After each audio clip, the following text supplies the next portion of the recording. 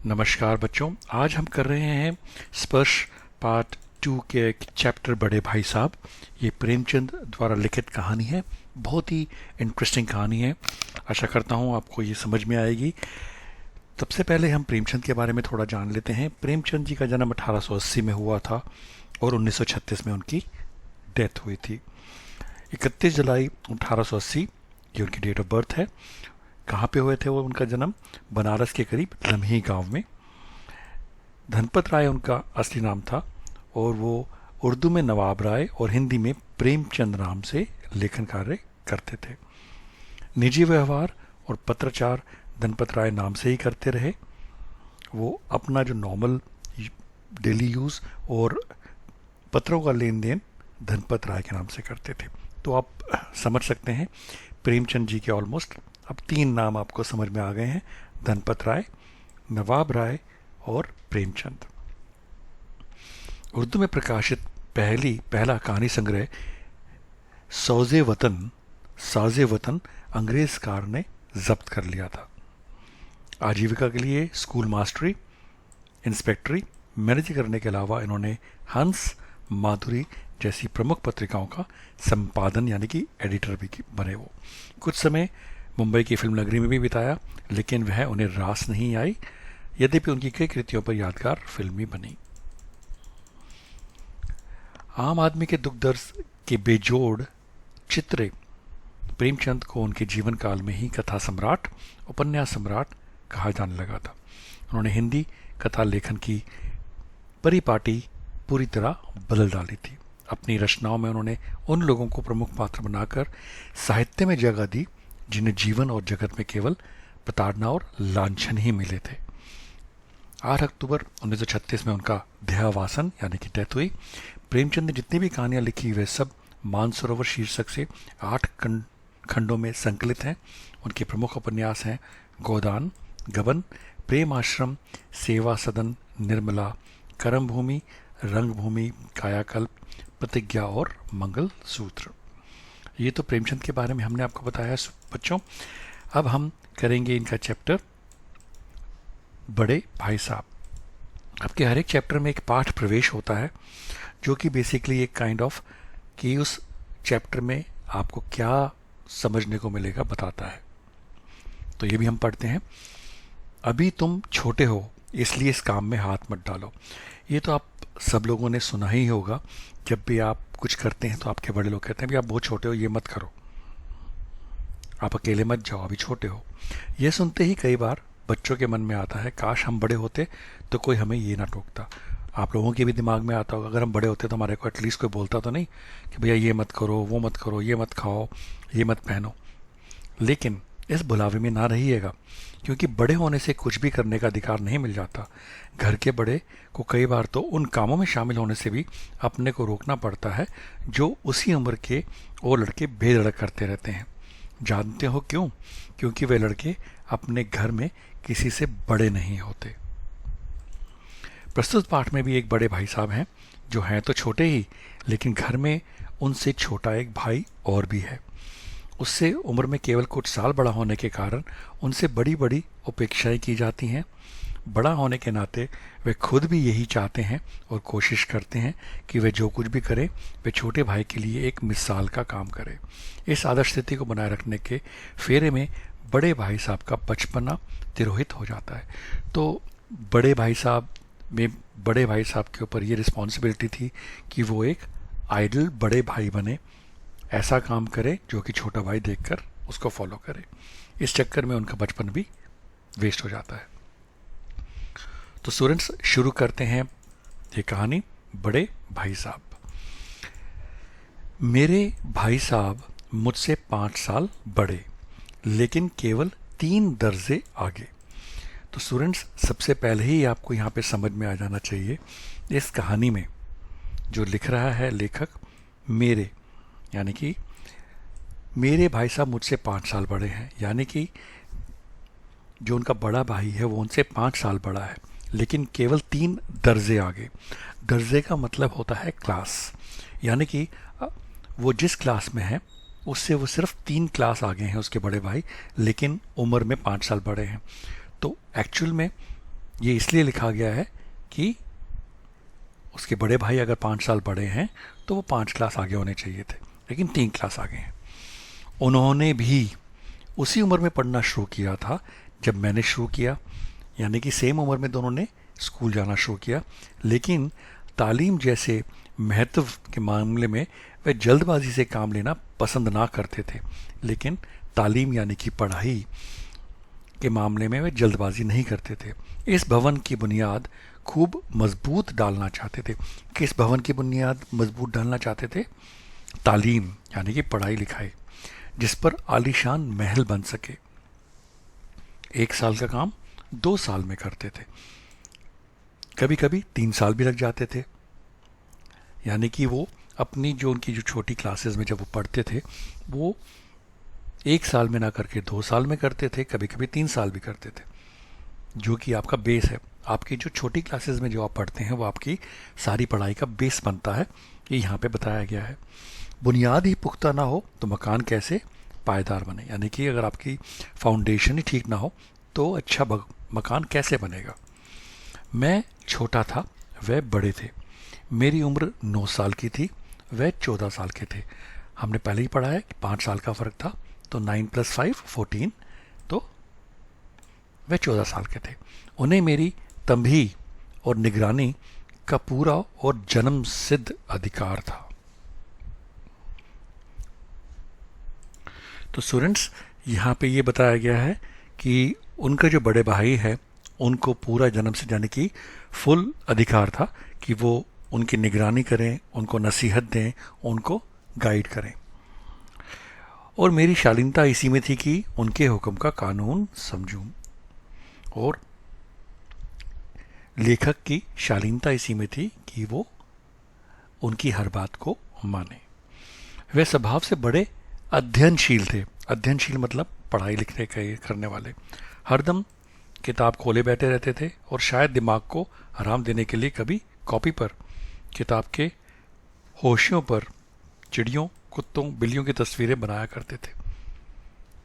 तो कभी कभी वो जब पढ़ाई करते करते बोर हो जाते हैं या थक जाते हैं तो कॉपी पर, किताब के हाशियों पर चिड़ियों, कुत्ते, बिल्लियों की फोटोएं बनाया करते थे। कभी कभी एक ही नाम या शब्द या वाक्य 10-20 बार लिख डालते थे। तो कभी कभी कि वो कुछ भी याद करने के लिए 10-20 बार लिखते थे। कभी एक शेर को बार बार सुंदर अक्षरों में नकल करते थे। कभी ऐसी शब्द रचना करते जिसमें ना कोई अर्थ होता ना कोई सामंजस्य। मसलन एक बार उनकी कॉपी पर मैंने ये इबारत देखी, स्पेशल अमीना भाइयों भाइयों, दरअसल भाई भाई, राधे श्याम श्रीयुत राधे श्याम। 1 घंटे तक इसके बाद एक आदमी का चेहरा बना हुआ था। मैंने बहुत चेष्टा यानी कि कोशिश की कि इस पहेली का कोई अर्थ निकालूं, लेकिन असफल रहा और उनसे पूछने का साहस नहीं हुआ। साहस मतलब डेर नहीं किया, मैंने कोशिश ही नहीं करी। वह 9वीं जमात में थे, मैं 5वीं जमात में। उनकी रचनाओं को समझना मेरे लिए छोटा मुंह बड़ी बात थी। छोटा मुंह बड़ी बात का मतलब है कि आप अपनी हैसियत से ज़्यादा। मेरा जी पढ़ने में बिल्कुल ना लगता था। आप लोगों का भी नहीं लगता होगा, हमें पता है बच्चों, किसी का नहीं लगता, लेकिन पढ़ना पड़ता है। 1 घंटा भी किताब लेकर बैठना पहाड़ था। पहाड़ मतलब मुश्किल था। मौका पाते ही हॉस्टल से निकलकर मैदान में आ जाता और कभी कंकरियाँ उछालता। कंकरियाँ होते हैं छोटे छोटे पत्थर, पत्थरों को उछालता। कभी कागज़ की तितलियाँ उड़ाता, कभी कागज़ की तितली बना के उड़ाता। और कहीं कोई साथी मिल गया तो पूछना ही क्या, मतलब फिर तो बल्ले बल्ले खेलते रहो। कभी 4 दीवारी पे चढ़कर नीचे कूद रहे हैं, कभी फाटक पर सवार उसे आगे पीछे चलाते हुए मोटर कार का आनंद उठा रहे हैं। लेकिन कमरे में आते ही, यानी कि घर के अंदर कमरे में आते ही भाई साहब का वह रुद्र रूप देखकर प्राण सूख जाते। रुद्र रूप मतलब गुस्से वाला रूप देखकर। उनका पहला सवाल यह होता, कहाँ थे? कहाँ थे? हमेशा यही सवाल इसी ध्वनि में हमेशा पूछा जाता था और इसका जवाब मेरे पास केवल मौन था। मौन मतलब जब पूछते थे भी कहाँ थे, मैं चुपचाप खड़ा रहता था, कुछ बोलता ही नहीं था। ना जाने मेरे मुंह से ये बात क्यों ना निकलती कि ज़रा बाहर खेल रहा था। मेरा मौन कह देता था कि मुझे अपना अपराध स्वीकार है, यानी कि मैं अपनी गलती स्वीकार करता हूँ। मैं पढ़ाई छोड़कर बाहर खेल रहा था और भाई साहब के लिए उसके सिवा और कोई इलाज ना था कि स्नेह और रोष से मिले हुए शब्दों में मेरा सत्कार करें। इस तरह अंग्रेजी पढ़ोगे तो जिंदगी भर पढ़ते रहोगे और एक हर्फ ना आएगा। हर्फ का मतलब होता है अक्षर। तो बड़े भाई साहब बोलते हैं भाई इस तरह तुम अगर अंग्रेजी पढ़ोगे तो जिंदगी भर पढ़ते रहोगे और एक भी अक्षर तुम्हारे को समझ नहीं आएगा। अंग्रेजी पढ़ना कोई हंसी खेल नहीं है कि जो चाहे पढ़ ले। नहीं ऐरा गैरा नत्थु खैरा, ऐरा गैरा नत्थु खैरा कोई भी, सभी अंग्रेजी के विद्वान हो जाते। यहाँ रात दिन आंखें फोड़नी पड़ती हैं। आंखें फोड़नी पड़ती हैं का मतलब है कि किताबों के अंदर पढ़ पढ़ के आंखें फोड़नी पड़ती हैं और खून जलाना पड़ता है, तब कहीं यह विद्या आती है, तब जाके हमको पढ़ाई आती है। और आती क्या है, हाँ कहने को आ जाती है। बड़े बड़े विद्वान भी शुद्ध अंग्रेजी नहीं लिख सकते, बोलना तो दूर रहा। और मैं कहता हूँ तुम कितने घोंगा हो कि मुझे देखकर भी सबक नहीं लेते। तो इसमें बड़े भाई साहब कहते हैं कि भाई बड़े बड़े विद्वान भी बोल भी नहीं पाते हैं, इतनी मुश्किल होती है, और तुम इतने घूंगा मतलब बेवकूफ़ हो कि मुझे देखकर भी सबक नहीं लेते कि मैं इतना पढ़ता हूँ तब भी मैं इतना नहीं आ पाता। मुझे तो देखो मैं कितनी मेहनत करता हूँ, ये तुम अपनी आंखों से देखते हो। अगर नहीं देखते तो यह तुम्हारी आंखों का कसूर है, तुम्हारी बुद्धि का कसूर है। इतने मेले तमाशे होते हैं, मुझे तुमने कभी देखने जाते देखा है? तो वो अपने छोटे भाई को बता रहे हैं, बड़े भाई, कि ये जो तुम अपनी आंखों से देखो मैं कितनी मेहनत करता हूँ, और अगर तुम्हारे को नहीं दिखता तो ये तुम्हारी आंखों का कसूर है, तुम्हारी बुद्धि का कसूर है। इतने मेले तमाशे होते हैं, तुमने देखा? मैं कभी देखने जाते देखा है? मतलब मैं कभी जाता नहीं हूँ। एक एक दर्जे में 2-2 3-3 साल पढ़ा रहता हूँ। एक एक दर्जे मतलब एक ही क्लास में 2-2 3-3 साल पढ़ा रहता हूँ। फिर भी तुम कैसे आशा करते हो कि तुम यूं खेल कूद में वक्त गवा कर पास हो जाओगे? वो कहते हैं कि मैं एक एक क्लास में 2-2 बार, यानी कि फेल हो जाते होंगे तभी बार बार करनी पड़ती होगी, तब जाके पास होता हूँ। और मैं इतनी मेहनत करता हूँ, इतनी पढ़ाई करता हूँ, तब मुझे 2-2 3-3 साल लग जाते हैं। और तुम क्या सोचते हो, क्या आशा करते हो कि तुम यूँ खेलते रहोगे, टाइम वेस्ट करते रहोगे और पास हो जाओगे? मुझे तो 2 ही 3 साल लगते हैं, तुम उम्र भर इसी दर्जे में सड़ते रहोगे। उन्होंने कहा कि मुझे तो 2-3 साल लगते हैं जब मैं इतनी मेहनत करता हूँ, लेकिन तुम तो मेहनत करते ही नहीं हो, खेलते रहते हो, तो तुम तो ज़िंदगी भर एक ही क्लास में रहोगे। अगर तुम्हें इस तरह उम्र गंवानी है, मतलब अपनी टाइम वेस्ट करना है, अपनी उम्र वेस्ट करनी है, तो बेहतर है घर चले जाओ। घर चले जाओ कहाँ पे? कहाँ से? हॉस्टल से। और मज़े से गुल्ली डंडा खेलो। गुल्ली डंडा एक खेल होता है, बच्चे खेलते हैं गांव में, छोटी सी लकड़ी से। दादा की गाड़ी कमाई के रुपए क्यों बर्बाद करते हो? क्योंकि पैसे वेस्ट क्यों कर रहे हो? यहाँ पे रह के जाओ। अगर तुम्हें खेलना ही है, पढ़ाई लिखाई नहीं करनी है, तो गाँव जाओ, गुल्ली डंडा खेलो। मैं ये लताड़ सुनकर आंसू बहाने लगता। लताड़ का मतलब होता है भाषण या गुस्से वाली जो लेक्चर है जो बड़े भाई साहब ने दिया, यह सुनकर मैं आंसू बहाने लगता या रो लगता। जवाब ही क्या था? अपराध तो मैंने किया, लताड़ कौन सा है? कहते कि मैंने गलती तो करी है, पर ये कौन सुनेगा? भाई साहब उपदेश की कला में निपुण थे। निपुण मतलब एक्सपर्ट थे। उपदेश यानी कि अच्छी बातें बताने में। ऐसी ऐसी लगती बातें कहते, ऐसे ऐसे सुक्ति बांध चलाते कि मेरे जिगर के टुकड़े टुकड़े हो जाते और हिम्मत टूट जाती। तो यहाँ पे छोटा भाई बता रहा है कि वो ऐसी ऐसी बातें बोलते थे और इस तरीके से सुक्ति बांध मतलब बिल्कुल तीखे तीखे बांध जो बिल्कुल दिल को चीर जाते थे और दिल के टुकड़े टुकड़े हो जाते थे और हिम्मत टूट जाती थी कि भैया हाँ भाई गाँव ही चलो, छोड़ो पढ़ाई लिखाई, हमारे बस की नहीं है। इस तरह जान तोड़कर मेहनत करने की शक्ति में अपने में ना पाता था और उस निराशा में ज़रा देर के लिए मैं सोचने लगता क्यों ना घर चले जाऊं। तो सोचता था एक बार अपने बड़े भाई साहब की बातें सुन के, यार सही कह रहा है बड़े भाई साहब, मेरे तो बस की है नहीं, मेरे में तो इतनी ताकत है नहीं कि मैं इतनी पढ़ाई करूं, तो चलो घर ही चले जाता हूं। जो काम मेरे बूते के बाहर है, बूते मतलब मेरे बस के बाहर है, मैं कर नहीं सकता, उसमें हाथ डालकर क्यों अपनी ज़िंदगी ख़राब करूं? तो मैं पढ़ाई क्यों करूं जो मेरे बस का ही नहीं है? मुझे अपना मूर्ख रहना मंजूर था, मैं मूर्ख ही ठीक हूँ, लेकिन उतनी मेहनत से मुझे तो चक्कर आ जाता था। पर काम करने से, पढ़ाई करने से तो मुझे चक्कर आ जाता है। लेकिन घंटे 2 घंटे के बाद निराशा के बादल फट जाते और मैं इरादा करता कि आगे से खूब जी लगा कर पढ़ूंगा।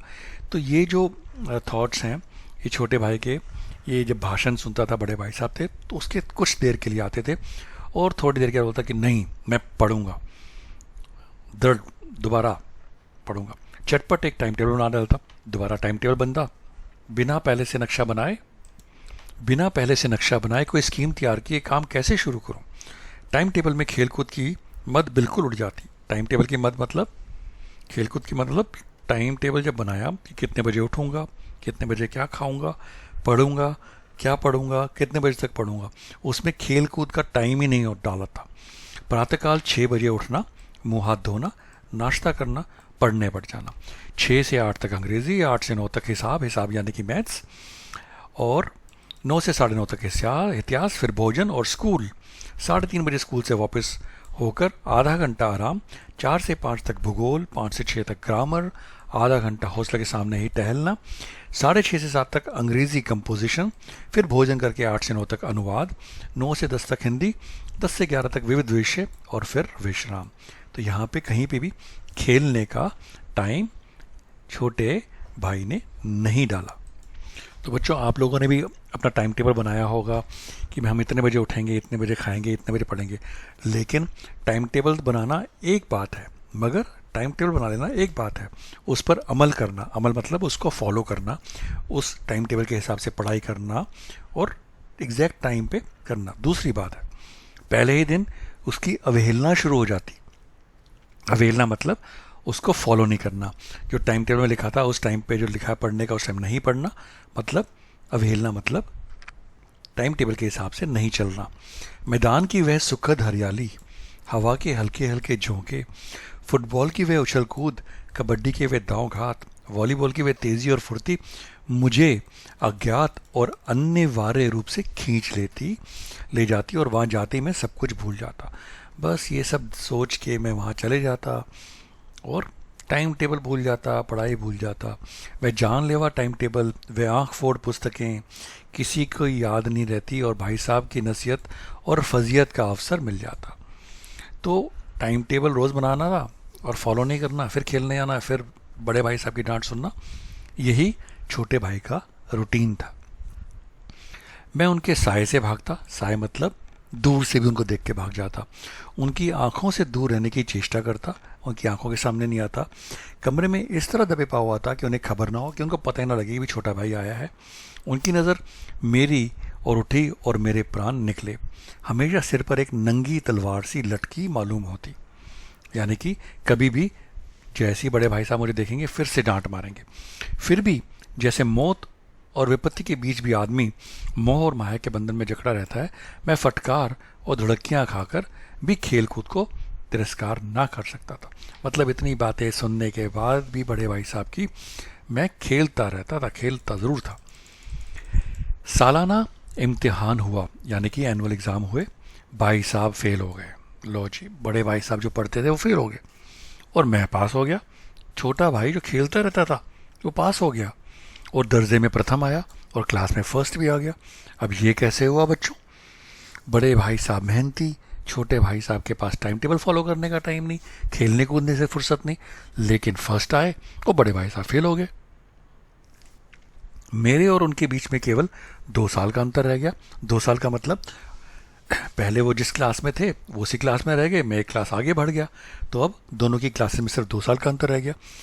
जी में आया भाई साहब को आड़े हाथों लूँ, मतलब कि अब तो मैं फर्स्ट आया हूँ, बड़े भाई साहब को ज़रा सुनाऊँ, आपकी वह घोर तपस्या कहाँ गई? मुझे देखिए, मज़े से खेलता भी रहा और दर्जे में अव्वल भी हूँ। तो इसमें छोटा भाई कह रहा है कि मैं अब ज़रा बड़े भाई साहब को बोलूँ, लो जी, तुम कहते थे ना पढ़ लो मेहनत करो, क्या हुआ तुम्हारा? मैं तो खेला भी, कूदा भी और तब भी फर्स्ट आया, आपकी तपस्या कहाँ गई? लेकिन वह इतने दुखी और उदास थे कि मुझे उनसे दिली हमदर्दी हुई। यानी कि बड़े भाई साहब फेल होने के कारण उदास थे, तो छोटे भाई को उनसे हमदर्दी हुई और उनके घाव पर नमक छिड़कने का विचार ही लज्जास्पद जान पड़ा। लज्जास्पद मतलब कि शर्मनाक, लज्जा होती है शर्म। उन्होंने कहा कि उनके तो बेचारे फेल हो गए हैं और उनके ऊपर मैं नमक छिड़कूं कि भी कहाँ गई तुम्हारी तपस्या? हाँ, अब मुझे अपने ऊपर कुछ अभिमान हुआ। अभिमान मतलब प्राउड फील किया और आत्मसम्मान भी बढ़ा, यानी कि कॉन्फिडेंस भी बढ़ा। भाई साहब का वह रौब मुझ पर ना रहा। भाई साहब जिस रौब से बोलते थे कि पढ़ो, वो रौब मेरे पे अब नहीं रहा। आज़ादी से खेलकूद में शरीक होने लगा, दिल मजबूत था। अगर उन्होंने फिर मेरी फजीयत की तो साफ कह दूंगा, आपने अपना खून जलाकर कौन से तीर मार लिया, मैं तो खेलते कूदते दर्जन में अव्वल आ गया। तो यहाँ पे छोटा बच्चा बोल रहा है, भाई बोल रहा है कि अब तो मैं बोल दूंगा, अगर मेरे को कुछ बोला, मेरे पे कॉन्फिडेंस आ गया, मैं फर्स्ट आ गया हूँ, अब मैं खेल कूद सकता हूँ और खेल कूद के भी पास हो जाऊँगा। अगर मेरे को डांटा तो मैं जवाब दे दूंगा कि आपका क्या हुआ, आप तो फेल हो गए, मैं तो पास हो गया ना खेलते कूदते, तो मुझे मत बोलो। जबान से ये हेकड़ी जताने का साहस न होने पर भी मेरे रंग ढंग से साफ जाहिर होता था कि भाई साहब का वह आतंक मुझ पर नहीं था। तो इसके बाद क्या हुआ, जब वो फर्स्ट आ गया तो बड़े भाई साहब का जो डर था वो ख़त्म हो गया। भाई साहब ने इसे भांप लिया। भांप लिया मतलब बड़े भाई साहब इसको समझ गए कि अब ये मुझसे डरता नहीं है। उनकी सहज बुद्धि बड़ी तीव्र यानी कि तेज थी। और एक दिन में जब मैं भोर का सारा समय गुल्ली डंडे की भेंट करके ठीक भोजन के समय लुटा, तो भाई साहब ने मानो तलवार खींच ली और मुझ पर टूट पड़े। देखता हूँ इस साल पास हो गए और दर्जे में अव्वल आ गए, तो तुम्हें दिमाग में हो गया है। मगर भाईजान, घमंड तो बड़े बड़े को नहीं रहा, तुम्हारी क्या हस्ती है। इतिहास में रावण का हाल तो पढ़ा होगा, उसके चरित्र में तुमने कौन सा उपदेश लिया, या यूं ही पढ़ गए। महज इम्तिहान पास करना कोई चीज़ नहीं, असल चीज़ है बुद्धि का विकास। जो कुछ पढ़ो उसका अभिप्राय समझो। तो बड़े भाई साहब कहते हैं कि तुमने ये नहीं कि पास हो गए, इसका ये मतलब नहीं है तुम प्राउड फील करो। रावण को भी बहुत अपने अभिमान था। पढ़ने का मतलब है बुद्धि का विकास हो, और जो कुछ पढ़ो उसका मतलब समझो। अभिप्राय का मतलब होता है मतलब समझो। रावण भूमंडल का स्वामी था। ऐसे राजाओं को चक्रवर्ती कहते हैं। आजकल अंग्रेज़ों के राज्य का विस्तार बहुत बड़ा हुआ है, पर इन्हें चक्रवर्ती नहीं कह सकते। संसार में अनेक राष्ट्र अंग्रेज़ों का आधिपत्य स्वीकार करते हैं। आधिपत्य मतलब अंग्रेज़ों के गुलामी, बिल्कुल स्वाधीन है। रावण चक्रवर्ती राजा था। संसार के सभी महीप उसे कर देते थे। कर मतलब टैक्स देते थे। बड़े बड़े देवता उनकी गुलामी करते थे। आग और पानी के देवता भी उनके दास थे। मगर उसका अंत क्या हुआ? घमंड ने उसका नाम निशान तक मिटा दिया। कोई उसे एक चुल्लू पानी देने वाला भी ना बचा।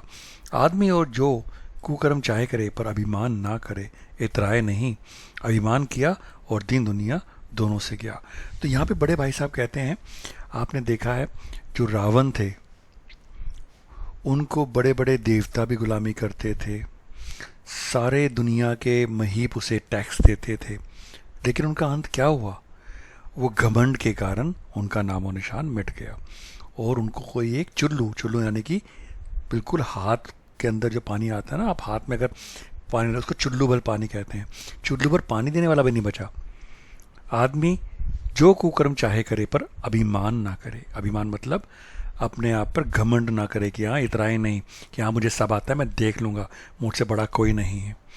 जैसे ये सोचा तो अभिमान किया और दीन दुनिया दोनों से गया। शैतान का हाल भी पड़ा होगा। उसे यह अभिमान हुआ था कि ईश्वर को उससे बढ़कर सच्चा भक्त कोई है ही नहीं। अंत में यह हुआ कि स्वर्ग से नरक में ढकेल दिया गया। शोरूम ने भी एक बार अहंकार किया था। भीख मांग मांग कर मर गया। तुमने तो अभी केवल एक दर्जा पास किया है और अभी से तुम्हारा सिर फिर गया है, तब तो तुम आगे पढ़ चुके। कहते हैं कि अगर तुमने एक क्लास पास कर ली और फर्स्ट आ गए तो तुम घमंडी हो गए हो, तुम अपने आप को ये समझ लगे हो तुम्हें सब कुछ आता है। ये बिल्कुल गलत है। ये समझ लो कि तुम अपनी मेहनत से नहीं पास हुए, अंधे के हाथ बटेर लग गई है। अंधे के हाथ बटेर लग गई मतलब तुम्हारे को बिन मांगे कुछ हाथ में लग गया है। मगर बटेर केवल एक ही बार हाथ लग सकती है, बार बार नहीं लग सकती। कभी कभी गुल्ली डंडे में भी अंधा चोट निशाना पड़ जाता है।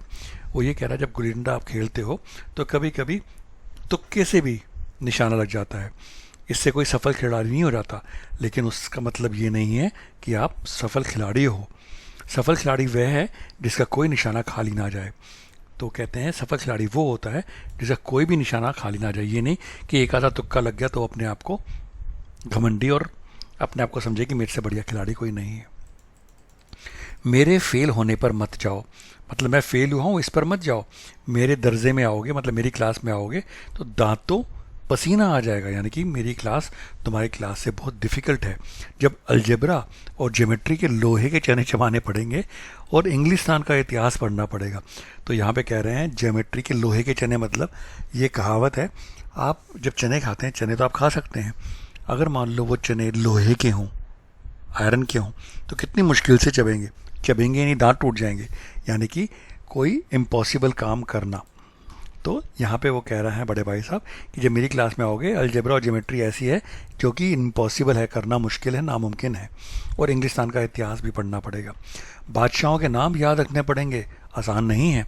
8 हेनरी हो गुजरे हैं, कौन सा कांड किस हेनरी के समय में हुआ, क्या याद कर लेना आसान समझते हो? हेनरी 7वें की जगह हेनरी 8वां लिखा और सब नंबर गायब। तो यहाँ पे बड़े भाई साहब एक एग्जाम्पल दे रहे हैं कि हेनरी 8, हेनरी 1, हेनरी 2, ऐसे 8 हेनरी हैं, और कौन सा कांड किस हेनरी से रिलेटेड है। अगर आपने किसी और के नाम पे लिख दिया तो आपको नंबर नहीं मिलेंगे, तो यानी कि आपको बहुत पढ़ाई करनी पड़ेगी। सिफर भी ना मिलेगा, सिफर भी हो किस ख्याल में, यानी कि सिफर होता है ज़ीरो, कहते ज़ीरो भी नहीं मिलेंगे, किस ख्याल में हो। इसके आगे वो कह रहे हैं दर्जनों तो जेम्स हुए हैं, दर्जनों विलियम हुए हैं, कौड़ियों चार्ल्स, दिमाग चक्कर खाने लगता है, आंधी रोग हो जाता है। इन अभागों के नाम भी जुड़ते थे, एक ही नाम के पीछे दोयम, सोयम, चाहरुम, पंचम लगाते चले गए। मुझसे पूछते तो 10 लाख नाम बता देता। वो यहाँ पे बड़े भाई साहब अपनी डिफ़िकल्टी बता रहे हैं कि भैया जेम्स 1, जेम्स 2, जेम्स 3, ऐसे दर्जनों विलियम, कौड़ियों चार्ल्स, एक ही नाम है, उसके आगे कोई भी नाम जोड़ देते हैं। मुझसे पूछते तो मैं 10 लाख अलग अलग नाम बताता, याद रहना आसान होता।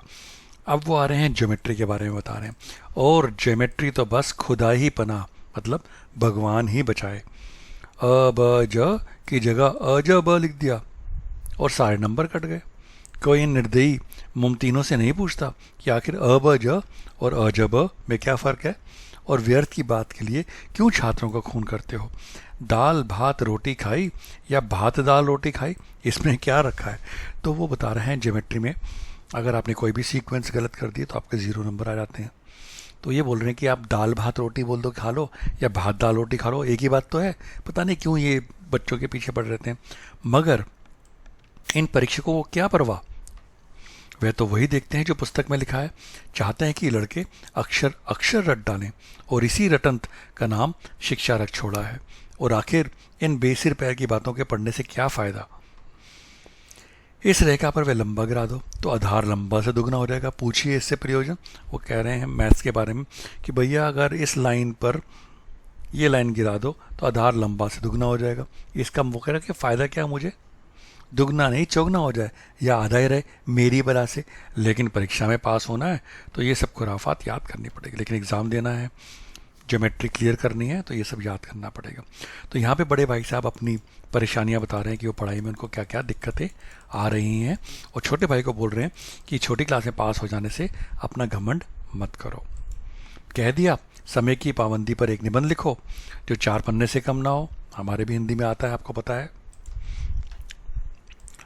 अब आप कॉपी सामने खोलो, कलम हाथ में लिए उसके नाम को रोइए। कौन नहीं जानता कि समय की पाबंदी बहुत अच्छी बात है, इससे आदमी के जीवन में संयम आ जाता है, दूसरों को उस पर स्नेह होने लगता है और उसके कारोबार में उन्नति होती है। लेकिन इस ज़रा सी बात पर 4 पन्ने कैसे लिखें। तो यहाँ पे बड़े भाई साहब कहता है क्या पढ़ाई है, हिंदी में कहते हैं समय की पाबंदी पर निबंध। निबंध यानी कि ऐसे लिखो 4 पन्नों से कम ना हो। भाई ये क्या मतलब हुआ, 4 पन्ने कैसे लिखें। जो बात एक वाक्य में कही जा सके उसे 4 पन्नों में लिखने की क्या ज़रूरत है। मैं तो इसे हिमाकत कहता हूँ, मतलब ये अत्याचार कहता हूँ। ये तो समय की किफ़ायत ही नहीं बल्कि उसका दुरुपयोग है। कहते हैं ये पढ़ाई जो हो रहा है ये सब बेकार है, ये मिसयूज़ हो रहा है, टाइम वेस्ट हो रहा है कि वर्थ किसी बात को ठूंस दिया जाए। हम चाहते हैं आदमी को जो कुछ कहना हो चटपट कह दे, जल्दी कह दे, 4 पन्नों में क्यों कहना है और अपनी ला रहे। मगर नहीं, आपको 4 पन्ने रंगने पड़ेंगे, चाहे जैसे लिखिए, और पन्ने भी पूरे फुल स्केप आकार के। ये छात्रों पर अत्याचार नहीं तो और क्या है। अनर्थ तो ये है कि कहा जाता है कि संक्षेप में लिखो तो कहते हैं कि 4 पन्ने में लिखो, लेकिन संक्षेप मतलब समरी, उनके हिसाब से 4 पन्ने भी कम है। समय की पाबंदी पर संक्षेप में एक निबंध लिखो जो 4 पन्ने से कम ना हो। ठीक, संक्षेप में तो 4 पन्ने हुए, नहीं शायद 100-200 पन्ने लिखवाते। तेज भी दौड़ी है, धीरे धीरे भी है। उल्टी बात है कि नहीं? बालक भी इतनी सी बात समझ सकता है, लेकिन इन अध्यापकों यानी कि टीचरों को इतनी तमीज़ भी नहीं। उस पर दावा है कि हम अध्यापक हैं।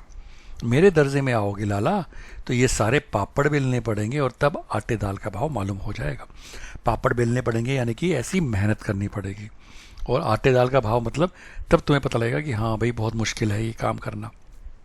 इस दर्जे में अव्वल आ गए हो यानी कि तुम छोटी क्लास में फर्स्ट आ गए हो तो ज़मीन पर पाँव नहीं रखते, तो तुम हवा में उड़ रहे हो। इसलिए मेरा कहना मानिए, लाख फेल हो गया हूँ लेकिन तुमसे बड़ा हूँ। संसार का मुझे तुमसे कई ज़्यादा अनुभव है। अनुभव मतलब मैं तुमसे बड़ा हूँ, मैंने दुनिया ज़्यादा देखी है, एक्सपीरियंस है। जो कुछ कहता हूँ उसे गिरे बांधिए, नहीं तो पछताइएगा। स्कूल का समय निकट था, यानी कि जब ये उद्देश्य सुन रहा था बड़े भाई साहब से वो छोटा भाई साहब, तो स्कूल का टाइम होने वाला था। नहीं तो ईश्वर जाने ये उपदेश माला कब समाप्त होती।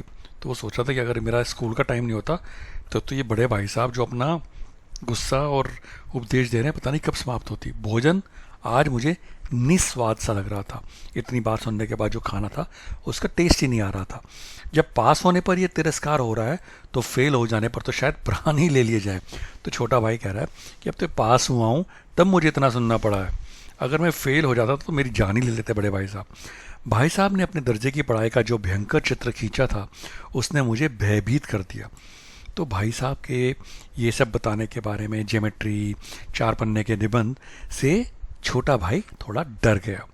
स्कूल छोड़कर घर नहीं भागा, यही ताजुब है। मतलब इतना नहीं डरा कि मैं स्कूल छोड़ के घर भाग गया, लेकिन इतने तिरस्कार पर भी पुस्तकों में मेरी अरुचि ज्यों की त्यों बनी रही। लेकिन इतना कहने के बाद भी मेरी अरुचि मतलब मेरी इंटरेस्ट जो था पढ़ाई में नहीं था, वो वैसा का वैसा रहा। खेल कूद का कोई अवसर हाथ से ना जाने देता, पढ़ता भी मगर बहुत कम। बस छोटा भाई इतना सब सुनने के बाद भी, इतना डर बड़े भाई साहब के बताने के बाद भी, तो कोई फिक्र नहीं था। ऐसी की तैसी मैं खेलूंगा कूदूंगा, कोई बात नहीं। बस इतना कि रोज़ टास्क पूरा हो जाए और दर्जे में जलील ना होना पड़े। अपने ऊपर जो विश्वास पैदा हुआ था वह फिर लुप्त हो गया और फिर चोरों का सा जीवन कटने लगा। अब ये सब दोबारा नेक्स्ट ईयर एग्ज़ाम हुए, इस बारे में लिखते हैं। फिर सालाना इम्तिहान हुआ और कुछ ऐसा सही हुआ कि मैं फिर पास हो गया। इस साल भी पास हो गया और भाई साहब फिर फेल हो गए।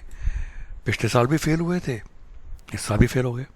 मैंने बहुत मेहनत नहीं की पर न जाने कैसे दर्जे में अव्वल आ गया। इस साल भी छोटा भाई फर्स्ट आ गया और बड़ा भाई फिर से फेल हो गया। मुझे खुद अचरज हुआ। मुझे खुद अचरज मतलब मुझे खुद विश्वास नहीं हुआ, हैरान हुआ। भाई साहब ने प्राणांतक परिश्रम किया। प्राणांतक मतलब जैसे कि आदमी मरने पूरे ज़िंदगी का जोर लगा दिया, जी जान लगा दिए, इतनी मेहनत करी। प्राण अंत तक, प्राण अंत तक मतलब कि मैं मर जाऊं इतनी पढ़ाई कर रहे थे।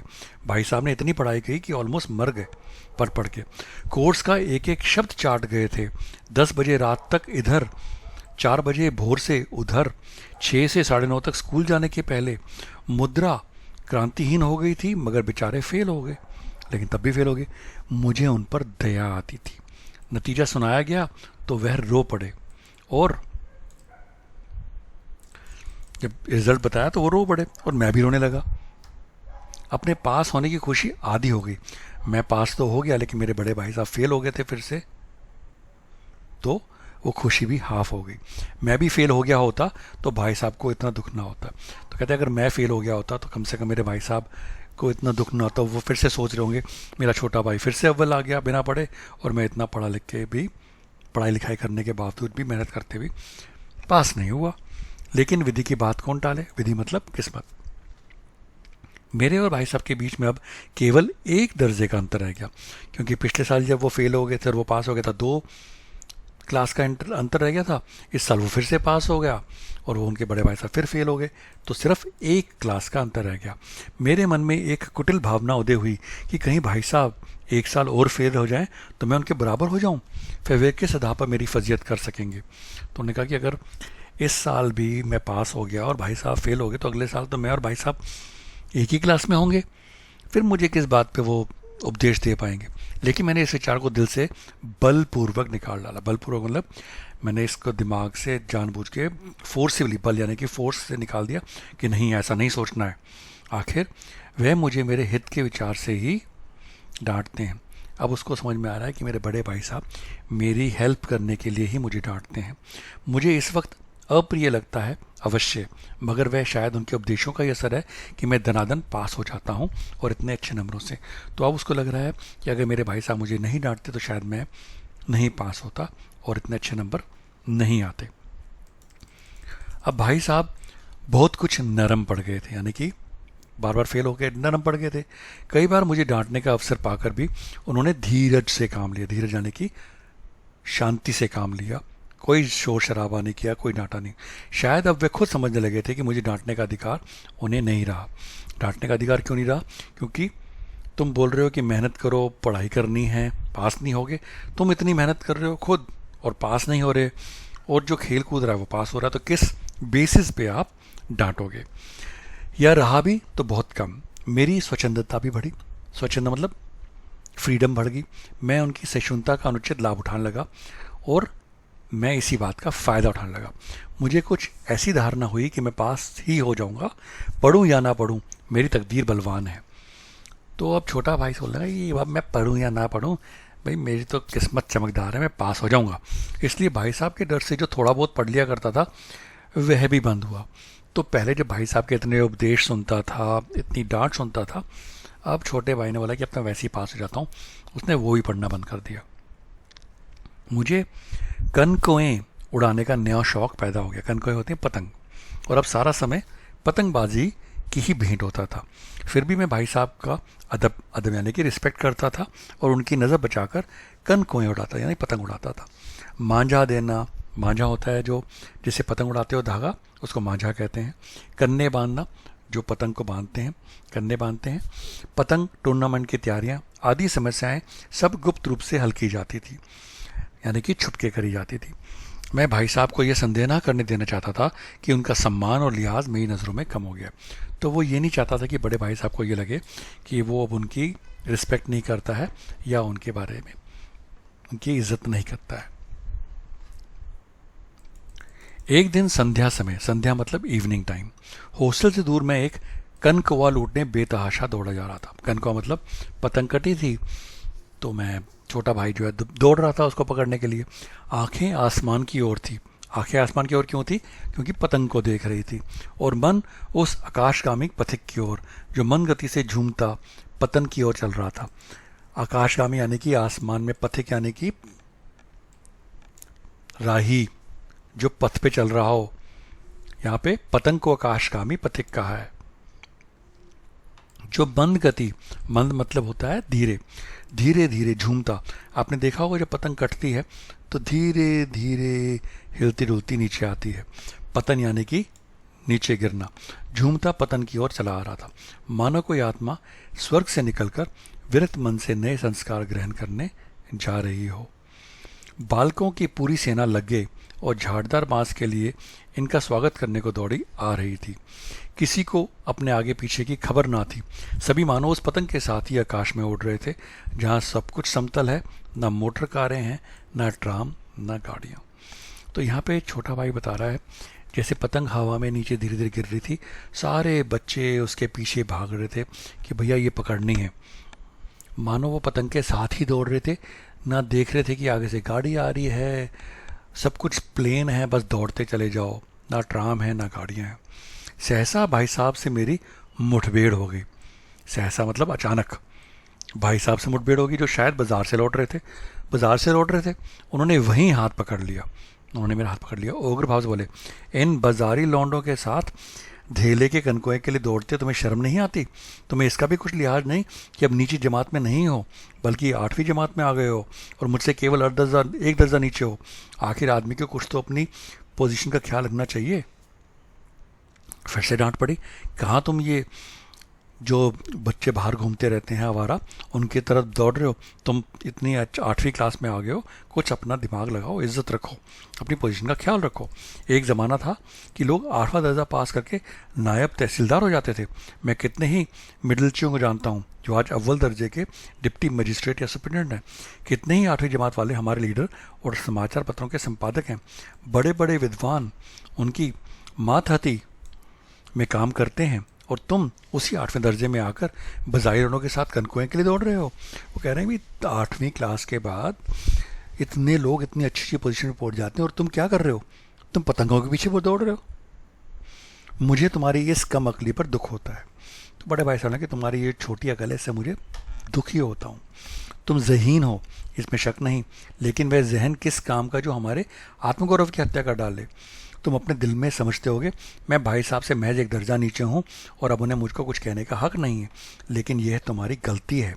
मैं तुमसे 5 साल बड़ा हूँ, और चाहे आज तुम मेरी ही जमात में आ जाओ और परीक्षकों को यही हाल है, तो निसंदेह अगले साल तुम मेरे समक्ष हो जाओगे और शायद 1 साल बाद मुझसे आगे भी निकल जाओगे। लेकिन मुझ में और तुम में जो 5 साल का अंतर है, उसे तुम क्या खुदा भी नहीं मिटा सकता। मैं तुमसे 5 साल बड़ा हूँ और हमेशा रहूँगा।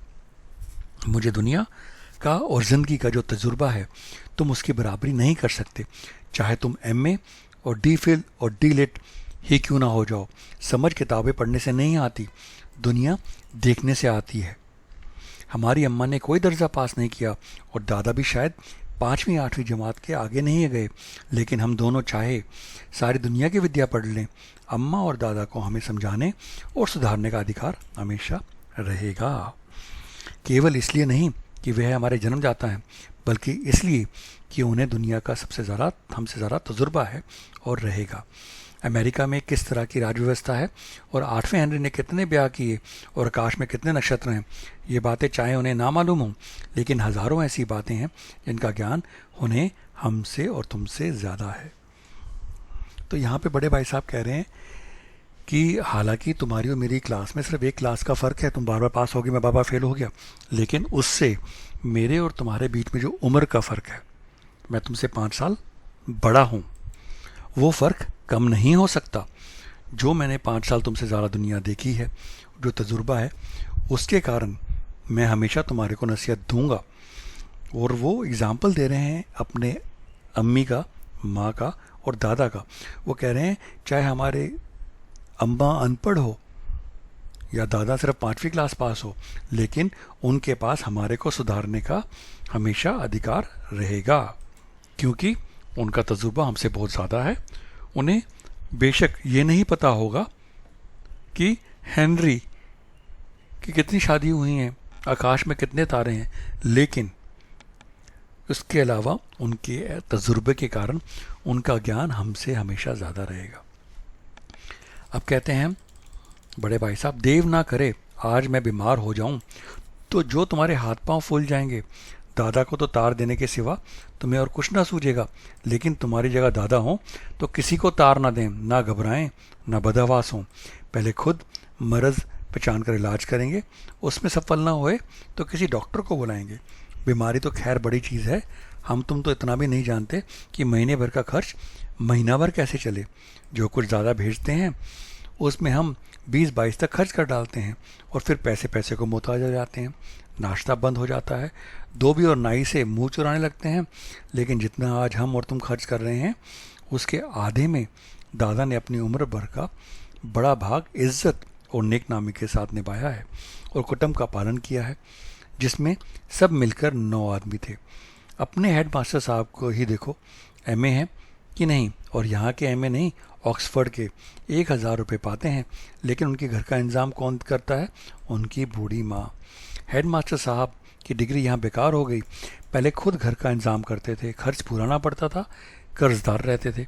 जब से उनकी माताजी ने प्रबंध अपने हाथ में ले लिया, जैसे घर में लक्ष्मी आ गई। तो भाईजान, ये गुरूर दिल से निकाल डालो कि तुम मेरे समीप आ गए हो और अब स्वतंत्र हो। मेरे देखते तुम बेरा ना चला पाओगे। अगर तुम यूँ ना मानोगे तो मैं थप्पड़ दिखाकर इसका प्रयोग भी कर सकता हूँ। मैं जानता हूँ तुम्हें मेरी बातें जहर लग रही हैं। तो यहाँ पे बच्चों, बड़ा भाई साहब छोटे भाई साहब को जब पतंग दौड़ते पकड़ लेता है तो ये सारी बातें बोलता है कि तुम समझो ये गलत चीज़ें हैं, और अगर तुम नहीं मानोगे तो मैं थप्पड़ यानी कि हाथ दिखाकर मैं तुम्हारी पिटाई भी करूँगा। मैं उनकी इस नई युक्ति से नतमस्तक हो गया। नतमस्तक मतलब मैंने मान लिया, मैं सर झुका दिया। मुझे आज सचमुच अपनी लघुता का अनुभव हुआ, यानी कि छोटे भाई को आज सच में लगा कि वो कितना छोटा है, और भाई साहब के प्रति मेरे मन में श्रद्धा उत्पन्न हुई और बड़े भाई साहब के लिए मेरे अंदर प्यार, रिस्पेक्ट हुई। मैंने सजल आंखों से कहा, हरगिज़ नहीं, आप जो कुछ फरमा रहे हैं वह बिल्कुल सच है और आपको उसे कहने का अधिकार है। और छोटे भाई ने कहा, नहीं, आप जो भी कह रहे हैं बिल्कुल सच है और आपको इस सब कहने का अधिकार है। भाई साहब ने मुझे गले से लगा लिया और बोले, मैं कनकोई उड़ाने में को मना नहीं करता। वो कहते हैं, मैं तुम्हें पतंग उड़ाने को मना नहीं करता, मेरा भी जी ललचाता है, मेरा भी मन करता है, लेकिन क्या करूं, खुद बेराह चलूं तो तुम्हारी रक्षा कैसे करूं। उन्होंने कहा कि अगर मैं भी पतंग उड़ाऊंगा तो मैं तुम्हें पतंग उड़ाने से कैसे रोकूंगा। बेराह मतलब सही रास्ते पे नहीं चलूं तो मैं छोटे भाई को कैसे, यानी कि बड़ा भाई ये कह रहा है कि मैं ऐसी चीज़ें बहुत करता हूँ जिससे कि मैं एग्जाम्पल सेट कर सकूँ और तुम उसको फॉलो करो। यह करते हुए भी तो मेरे सर में है। संयोग से उसी वक्त एक कटा हुआ कनकुआ हमारे ऊपर से गुजरा। मतलब संयोग मतलब बाय चांस, उसी वक्त एक कटा हुआ मतलब पतंग कटी हुई उन दोनों के ऊपर से गुजरी। उसकी डोर लटक रही थी। लड़कों का एक गोल पीछे पीछे दौड़ चलाता था। भाई साहब लंबे हैं ही, उछलकर उसकी डोर पकड़ ली। भाई साहब लंबे थे उनके, थोड़ा था उछले और डोर पकड़ ली और बेदशा हॉस्टल की तरफ दौड़ पड़े। मैं पीछे पीछे दौड़ रहा था। तो स्टूडेंट्स, यहाँ पे ये चैप्टर ख़त्म होता है। अब आपको इस चैप्टर से क्या सीख मिली, क्या समझ में आया, ये आप समझिए कि आपसे उम्र में जो लोग बड़े हैं वो काफ़ी चीज़ें सेक्रीफाइस करते हैं जिससे कि वो एग्ज़ाम्पल सेट कर सकें और आप समझ सकें कि ये क्यों कर रहे हैं, ऐसा उन्हें क्यों करना पड़ता है। वो एग्ज़ाम्पल सेट करते हैं जिससे कि छोटे लोगों की रक्षा कर सकें। आपके घर में आपने देखा होगा, आपके फादर, आपके मदर, आपके बड़े भाई, बड़ी बहन, आपने देखा होगा जब घर में खाना बनता है तो आपके डाइनिंग टेबल पे अगर आप बैठे हैं तो आपके बड़े भाई या बड़े फादर या मदर वो खाना कम लेते हैं। क्यों? जिससे कि आपको खाना मिल सके। उसी तरीके से वो लोग खुद कष्ट सहते हैं जिससे कि आपको हेल्प हो सके। वो ऐसी चीज़ें करते हैं जिसको आप फॉलो कर सकें। तो ज़रा ध्यान रखिए, अपने बड़ों का इज़्ज़त कीजिए, उनकी रिस्पेक्ट कीजिए। ये इस चैप्टर का मेन भाव है। इसके बाद इसके क्वेश्चन आंसर हैं स्टूडेंट्स। मौखिक यानी कि वर्बल। निम्नलिखित प्रश्नों के उत्तर एक दो पंक्तियों में दीजिए। तो हमने पूरा चैप्टर पढ़ा है तो बड़ा इजी है। कथा नायक की रुचि किन कार्यों में थी? तो यहाँ पे कथा नायक कौन है? छोटा भाई। रुचि किन कार्यों में थी? खेलना, कूदना, पतंग उड़ाना, इन सब चीज़ों में, वॉलीबॉल खेलना था। बड़े भाई साहब छोटे भाई से हर समय पहला सवाल क्या पूछते थे? कहाँ थे? दूसरी बार पास होने पर छोटे भाई के व्यवहार में क्या परिवर्तन आया? वो बड़े भाई से कम डरने लगा। बड़े भाई साहब छोटे भाई से उम्र में कितने बड़े थे? 5 साल बड़े थे। और वे कौन सी कक्षा में पढ़े थे? 9वीं में पढ़ते थे। बड़े भाई साहब के दिमाग को आराम देने के लिए क्या करते थे? वे बड़े भाई साहब दिमाग को आराम देने के लिए किताबों पे चित्र बनाते थे। तो इन सब क्वेश्चनों के जवाब मैं अलग से वीडियो में भी दूंगा और अपने ब्लॉग में भी शेयर करूंगा, तो आप उनको पढ़ लेना। ये लिखित हैं, इन सब को भी मैं आपको नेक्स्ट वीडियो में दिखा दूंगा। बड़े अच्छे अच्छे सवाल हैं, सबके जवाब मैं आपको तैयार करके दूंगा। आई होप आपको ये समरी पसंद आई होगी, और अगर आपको ये वीडियो पसंद आया है और इससे आपको चैप्टर पसंद आया, समझ में आया है, तो इस वीडियो को लाइक ज़रूर कीजिए। मैं ऐसे ही वीडियो बनाते रहूँगा आपके लिए और शेयर करता रहूँगा। Thank you students, till next video, have a lovely day.